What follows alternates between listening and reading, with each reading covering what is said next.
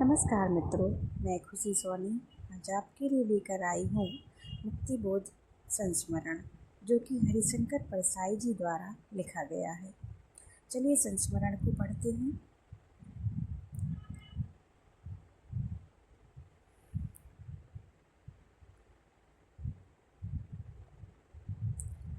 भोपाल के हमीदिया अस्पताल में मुक्तिबोध जब मौत से जूझ रहे थे, तब उस छटपटाहट को देखकर मोहम्मद अली ताज ने कहा था,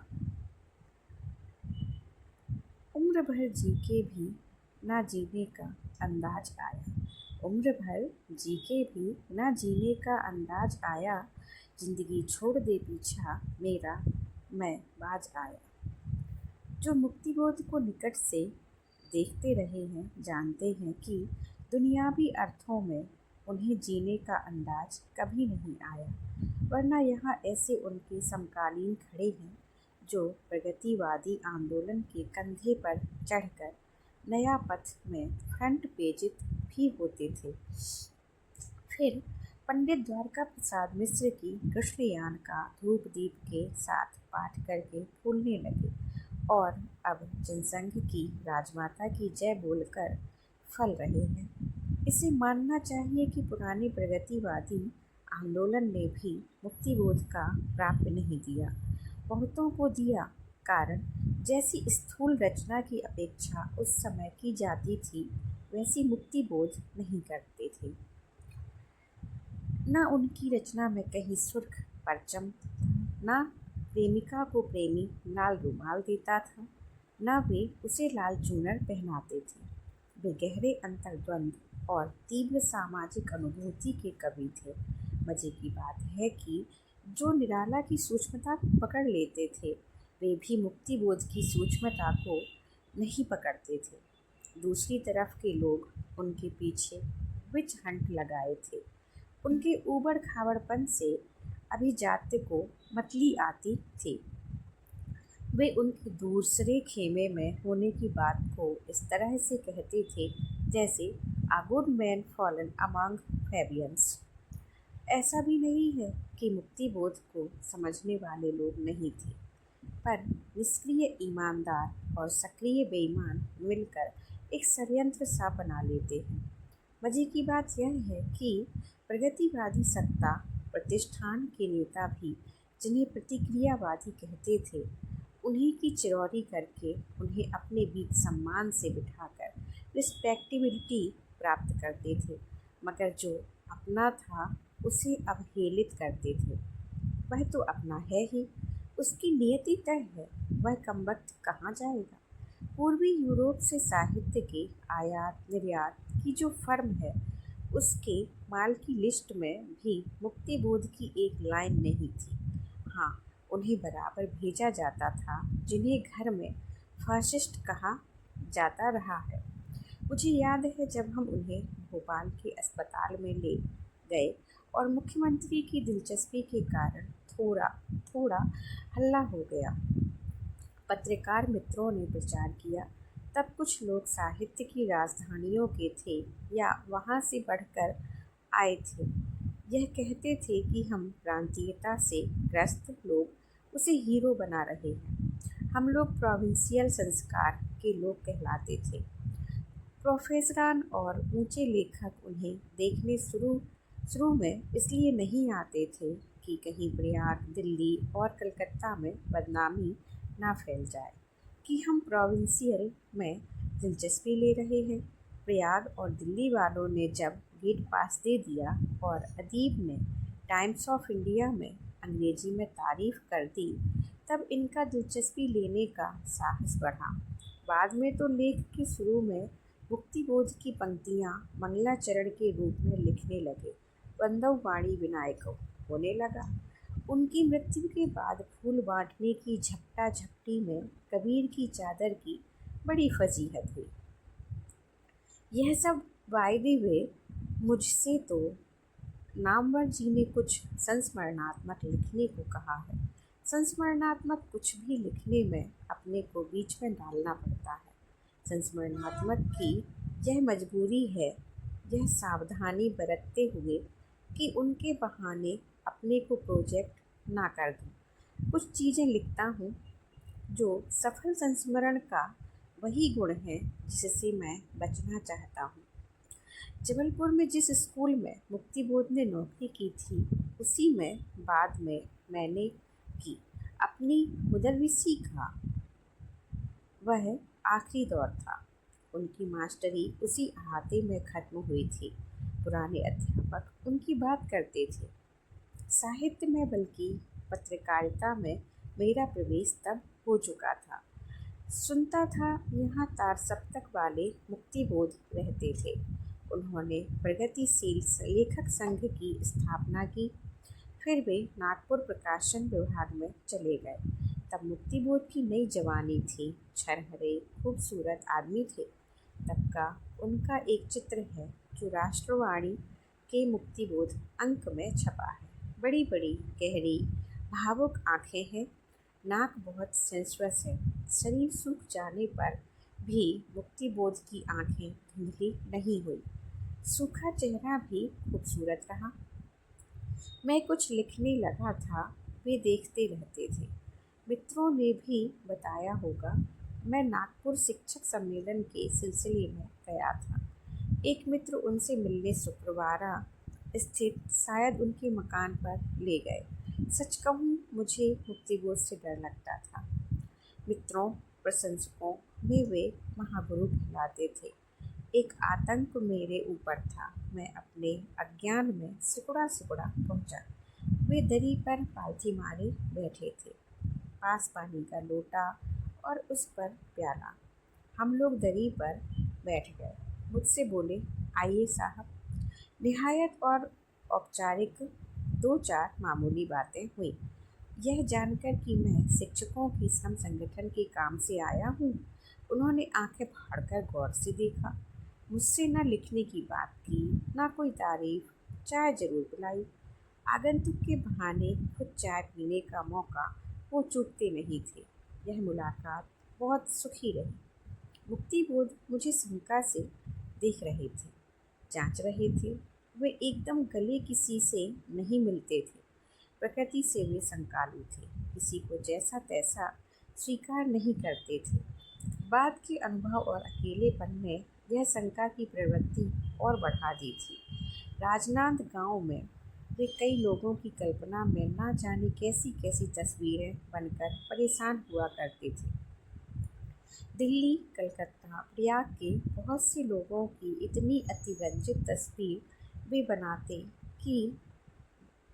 थे कि लगता ये सब विकट शैतान है, जबकि वे अपने काम में लगे तटस्थ लोग थे। शंका व असुरक्षा की भावना इतनी तीव्र हो उठी थी बाद में कि वह भयावह कल्पना करते रहते थे कि अमुक अमुक लोग मेरे खिलाफ षड्यंत्र कर रहे हैं, जबकि उन्हें अपना भला करने से ही इतनी फुर्सत नहीं मिलती थी कि उनका बुरा करें। उनके मित्रों को यह नहीं मालूम था कि मुक्तिबोध भयंकर शैतान के रूप में उनकी कल्पना कर चुके हैं। सामान्य आदमी का वे एकदम भरोसा करते थे, लेकिन राजनीति और साहित्य के क्षेत्र के आदमी के प्रति शंकालु रहते थे। कोई महज ही उनके समीप होना चाहता था या उनकी मदद करना चाहता तो सशंकित हो जाते। कहते, पार्टनर, इसका इरादा क्या है? ज्यों-ज्यों उनकी मुसीबतें बढ़ती गईं, ज़्यादा कड़वे अनुभव होते गए। उनके कई विश्वसनीयों का चारित्रिक पतन होता गया। उनकी शंका बढ़ती गई। वे अपने को असुरक्षित अनुभव करते गए। अंत के 1-2 साल तो वे अपने चारों तरफ डर के कांटे लगाकर जीते थे। उन्हें लगता कोई भयंकर षड्यंत्र चारों तरफ से उन्हें घेर रहा है। यह स्थिति तब बहुत तीव्र हो गई जब सरकार ने उनकी पुस्तक पर प्रतिबंध लगाया। इस बात को आगे लिखूंगा। नागपुर में 4-5 दिन रहकर भी मैं उनसे दोबारा नहीं मिला। उन्होंने भी ऐसी कोई इच्छा नहीं की। यह सीधा कहलाने वाला आदमी कुछ मामलों में बड़ा काइयाँ था। वह चुपचाप बैठा जांच रहा था। आगे साल भर तक कोई संबंध नहीं रहा। एक दिन नया खून का ताज़ा अंक खोला तो 3 कॉलम की एक टिप्पणी का शीर्षक था, थाट और परसाई की स्पिरिट में अंतर है। टिप्पणीकार गजानन माधव, मुक्तिबोध। मेरी एक कहानी का अनुवाद थाट ने छापा था। मुक्तिबोध ने थाट की राजनीति बतलाई थी और मेरी कहानी को जैसे मिसफिट कहा था। चेतावनी थी कि ये पत्र प्रचार और पैसे का लोभ देकर किसी बनते लेखक को फंसाते हैं। मेरी उस कहानी का अर्थ थाट ने साम्यवादी व्यवस्था में रेजिमेंटेशन के संदर्भ में लगाकर छापा था, जो मेरी एक फैंटेसी को 5 जन ने पौराणिक कथा समझकर धर्मार्थ उद्धृत कर लिया था। अपनी समझ का उपयोग करने का हर एक को हक है। मैंने उन्हें नहीं लिखा, वे भी चुप रहे। सालेक बाद जब वसुधा निकालने की योजना बनी तो मैंने उन्हें पत्र लिखा। वे भरे बैठे थे। बड़ा लंबा पत्र आया। लिखा था कि नया खून की उस टिप्पणी के बाद यहाँ लोगों ने मुझसे बार बार कहा कि आपको बहुत बुरा लगा है। मैं दूर हूँ, लोगों ने संपर्क होता नहीं है, सुनता रहता हूँ। सोचा सीधे आपसे बात कर लूँ। मैं साफ बात करना पसंद करता हूँ। आप मुझे साफ बताइए कि क्या उस टिप्पणी से आपको बुरा लगा। मैं समझ गया कि मेरी उनकी निकटता को घटित न होने देने में किन्हीं लोगों ने अपना फ़ायदा देखा होगा। अपना फ़ायदा देखने का भी हर एक को हक है। बाद में पता चला कि इन लोगों ने अपने समकालीनों के लिए खुफिया विभाग भी खोल रखा था और जगह जगह एलची नियुक्त कर रखे थे। हमारे मित्र प्रमोद वर्मा जब तबादले पर जबलपुर आए तब उन्हें हेड ऑफिस से चिट्ठी मिली थी कि यहाँ किससे संबंध रखना और किससे नहीं, इस बारे में अमुक से हिदायत ले लो। प्रमोद ने लिख दिया था कि शत्रु और मित्र मैं खुद बनाता हूँ। उस चिट्ठी को मुक्तिबोध के सामने हम लोगों ने पढ़ा और खूब हंसते रहे। खैर, ये स्थानीय मधुर पॉलिटिक्स की बातें हैं, मगर परिवेश से कटकर आदमी रह नहीं सकता। मुक्तिबोध जैसे पारदर्शी सच्चाई के सरल आदमी को अपने आसपास की यह अविश्वसनीयता और अकेलापन दे देती थी। कामायनी एक पुनर्विचार को छापने के लिए एक पुस्तक विक्रेता मित्र शेष नारायण राय राजी हो गए थे। वे पेशे से प्रकाशक नहीं हैं, पैसा लगा देने को तैयार थे। मुक्तिबोध जी पर उनकी श्रद्धा थी। तब मुक्तिबोध को कोई प्रकाशक नहीं मिलता था।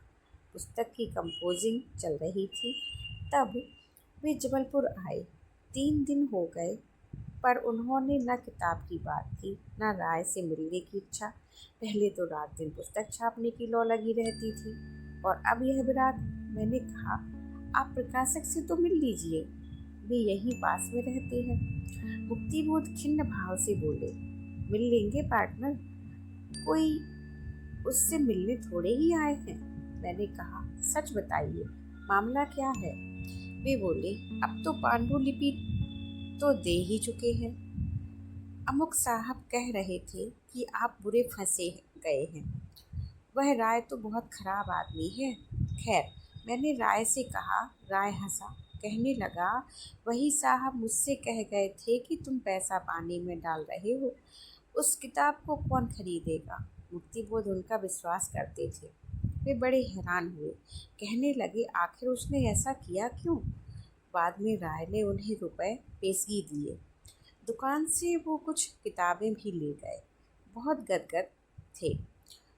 ऐसे मौक़ों पर वे बच्चे की तरह हो जाते थे। वाह पार्टनर, आपका यह राय भी मज़े का आदमी है। उसने इतने रुपए दे दिए। अगर उन्हें किसी से मुश्किल से 100 रुपये मिलने की उम्मीद है और वह 200 रुपये दे दे तो वह चकित हो जाते। कहते, पार्टनर, यह भी बड़ी मज़े की बात है। उसने तो 200 रुपये दे दिए। इतने रुपए कोई कैसे दे देता है। इस पुस्तक का प्रकाशन को अपने ऊपर एहसान मानते थे। राजनांद गांव से उन्होंने राय को अंग्रेजी में एक चिट्ठी लिखी जो कोई लेखक प्रकाशक को नहीं लिखेगा। लिखा था, पुस्तक अच्छी छपनी चाहिए।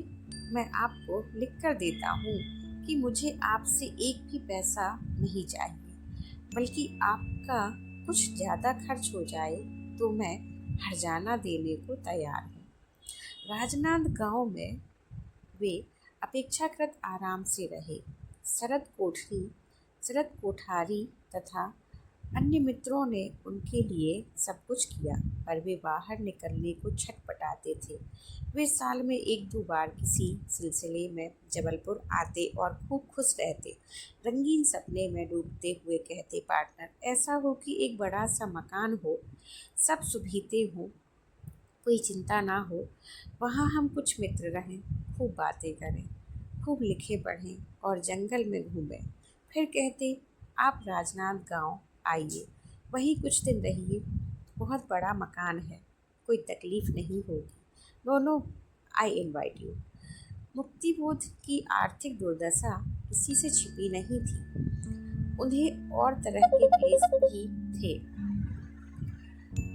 भयंकर तनाव में भी जीते थे, पर फिर भी बेहद उदार, बेहद भावुक आदमी थे। उनके स्वभाव के कुछ विचित्र विरोधाभास थे। पैसे पैसे की तंगी में जीने वाला यह आदमी पैसे को लात भी मारता था। वे पैसा देने वाली पत्रिकाओं में लिखकर आमदनी बढ़ा सकते थे, पर लिखते नहीं थे। कहते, अपनी पत्रिका में लिखेंगे, बस मुझे कागज आप दे दीजिए। यूँ वे बहुत मधुर स्वभाव के थे, खूब मजे में आत्मीयता से बतियाते थे। मगर कोई वैचारिक चालबाजी करे या ढोंग करे तो मुक्तिबोध चुप बैठे तेज नज़र से उसे चीरते रहते। उस वक्त उनके ओठ किसी बदमाश स्कूली लड़के की तरह मुड़ जाते, आपस में मित्रों से एक रस हो जाते। मगर तभी वर्ग चेतना जाग उठती तो अजनबी होने लगते। जबलपुर आए तो मेरे घर पर एक मित्र हनुमान वर्मा से मुलाकात हुई। हनुमान कॉलेज में पढ़ाते हैं, खूब यारबाज आदमी हैं। 2-3 दिन खूब मज़े में उनसे मुक्तिबोध की जमती रही। फिर हनुमान अपने घर ले गया। वहाँ अच्छा सा सोफा था, डाइनिंग टेबल भी थी। मुक्तिबोध को खटका लग गया। वे शिष्ट व्यवहार करने लगे। लौटते वक्त रास्ते में मुझसे बोले, पार्टनर, इस आदमी से अपनी कैसे पड़ सकती है? उसका सोफा देखो, डाइनिंग टेबल देखो, यह अपनी दुनिया का आदमी नहीं है। He belongs to a different world. मैंने कहा, 600-700 ही पाता है, वह अपनी ही दुनिया का आदमी है। पर यह बात गले उतरने में देर लगी। वर्ग चेतना के तीव्र बोध की एक दो घटनाएं दिलचस्प हैं।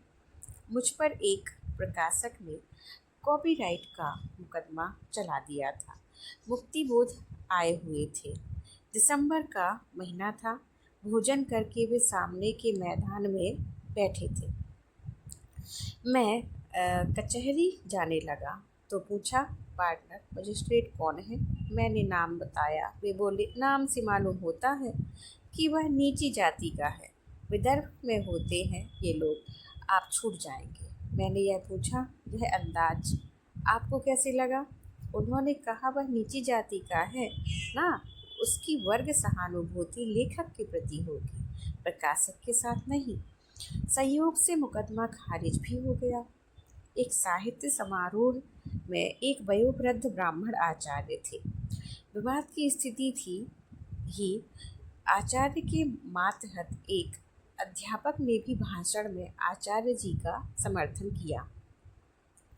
बाद में मुक्तिबोध अकेले में हम लोगों से बड़ी गंभीरता से बोले, वह जो अध्यापक है उसकी सहानुभूति हमारी तरफ है। नौकरी के लिए आचार्य की बात बोल रहा था।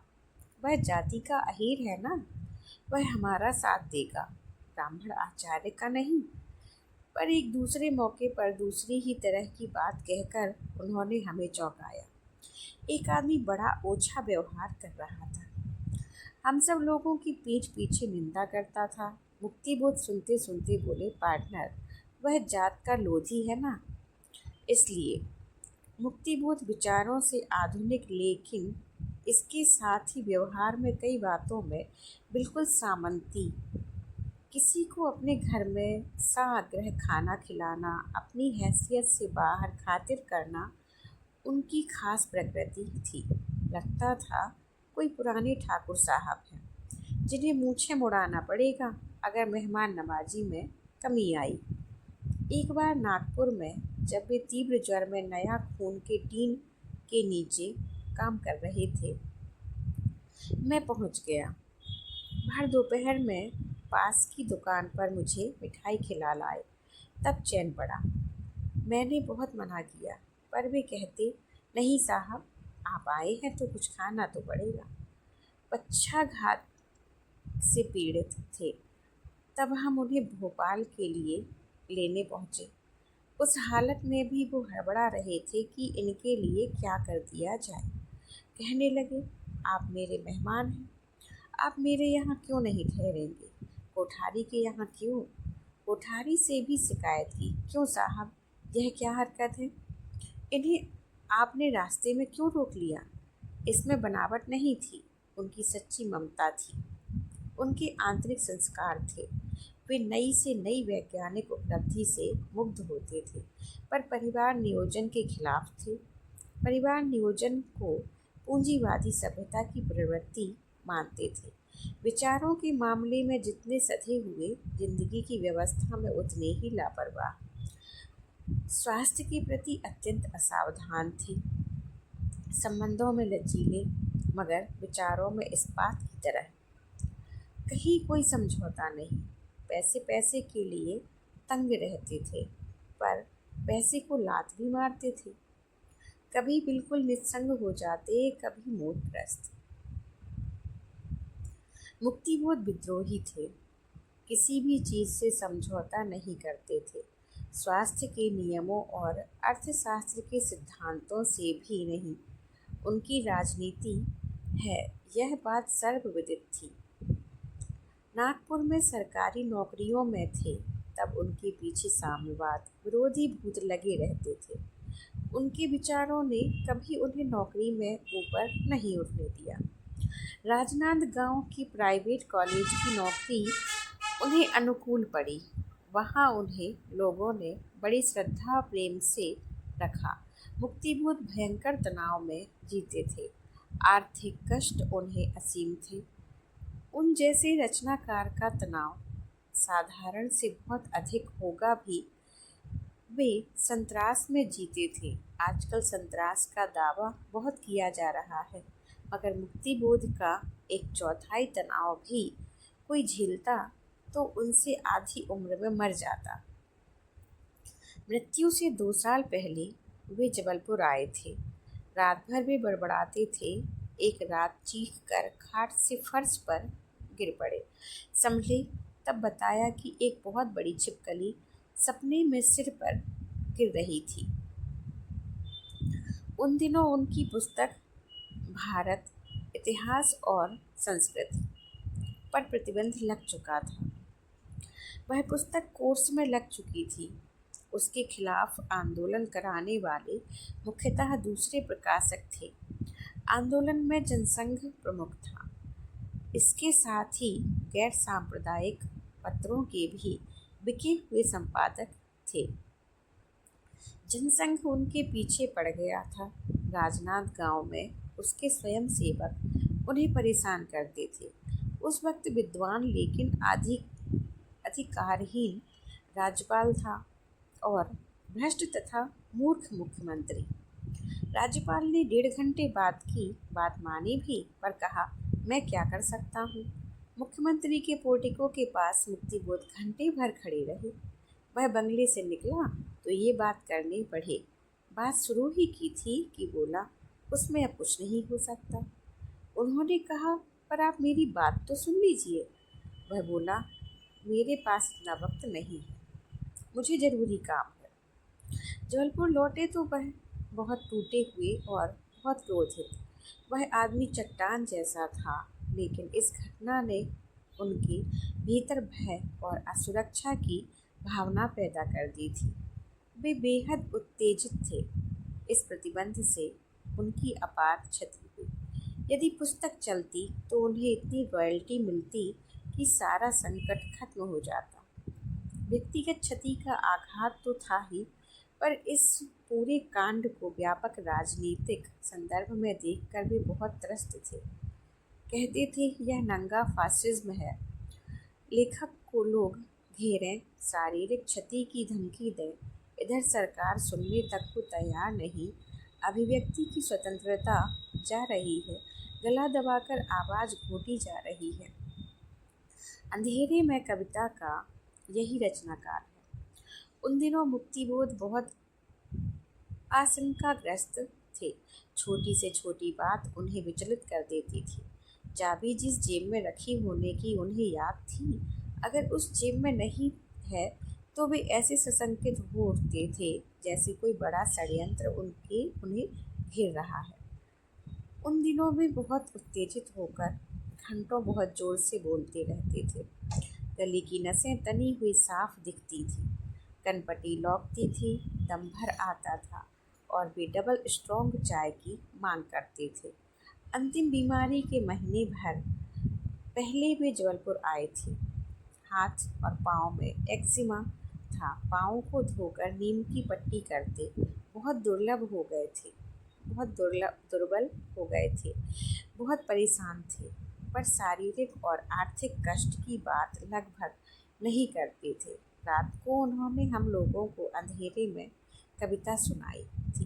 1.5 घंटे के पाठ के बाद वे शिथिल होकर बिस्तर पर लुढ़क गए थे। हम लोगों ने उन्हें थोड़ी ब्रांडी देकर सुला दिया था। सुबह बोले, पार्टनर दवा बहुत अच्छी थी। महीने भर बाद ही उन्हें पक्षाघात हो गया। आदमी यह सोचने को मजबूर है कि अगर ऐसा हो गया होता तो वैसा नहीं होता। बहुत से मित्र यहाँ सोचते हैं अगर वे तभी जबलपुर रुक गए होते तो बीमारी ना बढ़ती। यहाँ मेडिकल कॉलेज में उन्हें कुछ दिनों के लिए भर्ती करा देने का हम लोगों ने तय किया था, पर उन्हें बीमार पिताजी से मिलने नागपुर जाना था। वे कह गए थे कि महीने भर में मैं लौट कर आता हूँ और कुछ दिन रहकर यहीं आराम करूँगा और इलाज करूँगा। पर महीने बाद उन्हें पक्षाघात हो गया। दिल्ली से जब मैं चल ही रहा था कि श्रीकांत के नाम उनके पत्र से यह खबर मिली। मुक्तिबोध अपनी बीमारी की भयंकरता जानते थे। वे जानते थे कि यह बीमारी प्राणांत भी कर सकती है। शारीरिक कष्ट उन्हें बहुत था। छोटे छोटे बच्चों के भविष्य की चिंता भी थी। रात कराहते बीतती थी। भोपाल के मित्र रात भर कमरे के बाहर बरामदे में बैठे आईगा, ओ माँ और अग पत्नी को बुलाने के लिए सुना करते थे, पर मुक्तिबोध का उत्साह कम नहीं हुआ था। वे टूटे नहीं थे। संज्ञाहीन होने के पहले तक वे बीमारी की शिकायत लगभग नहीं करते थे। वे साहित्य और राजनीति की बातें करते थे, खूब उत्साह से बोलते थे। कभी हम उन्हें स्वास्थ्य के बारे में झूठा भरोसा दिला तो वे पलकें नीची करके कहते, हाँ पार्टनर, ठीक तो हो ही जाएंगे। उनके भाव से हम समझने लगे थे कि यह आदमी जानता है कि ये लोग मुझे दिलासा दे रहे हैं। वे संकेत से बता देते थे कि मैं सब जानता हूँ, मुझे क्यों बहलाते हो। अपनी तरफ बढ़ती हुई मृत्यु को जो साफ देख रहा था, उसकी जिंदगी की जकड़ कम नहीं हुई थी। यह किसी भी तरह जीवन से अटके रहने का घटिया मोह नहीं था। एक वाक्य पाठ, सिगरेट और चाय के लिए अलबत्ता वे बालहठ जैसा करते थे। बाकी अपने बारे में कुछ नहीं। नेहरू जी की तबीयत कैसी है, देश की राजनीति किस ओर से गुजर रही है, साहित्य में इन दिनों क्या चला हुआ है, यही सब बातें वे करते थे। पीड़ा होती तो कराह देकर वे फिर वैसे ही नॉर्मल हो जाते थे। बीमारी से लड़कर मुक्तिबोध निश्चित जीत गए थे। बीमारी ने उन्हें मार दिया पर तोड़ नहीं सकी। मुक्तिबोध का फौलादी व्यक्तित्व अंत तक वैसा ही रहा, जैसे जिंदगी में किसी से लाभ के लिए समझौता नहीं किया, वैसे मृत्यु से भी कोई समझौता करने को तैयार नहीं थे। वे मरे, हारे नहीं। मरना कोई हार नहीं होती। मुक्ति बोध संस्मरण। मिलते हैं अगले वीडियो में।